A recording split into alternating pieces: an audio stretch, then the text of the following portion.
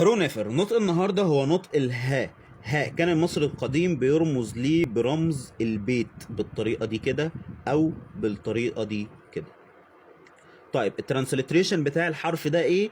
حرف الاتش، مجرد حرف الاتش من غير اي اضافات، ده الترانسليتريشن بتاع الحرف ده او نطق الحرف ده.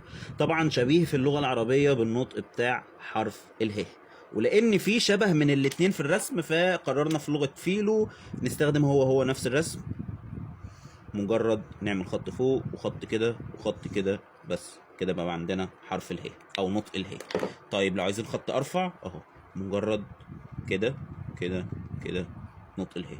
طب لو عايزين خط ارفع اهو، ادي كده كده كده، ادي نطق اله. مثلا لو عايزين نكون كلمه، مثلا كلمه هباب، ادي حرف اله، وادي نطق الباء، وادي نطق الآ، وادي نطق الباء التاني. بس ده كان نطق النهارده. متنسوش تعملوا لنا لايك وشير عشان ده فعلا بيساعد. تكتبوا لنا رايكم في الكومنتات. اياو معاكي امحط.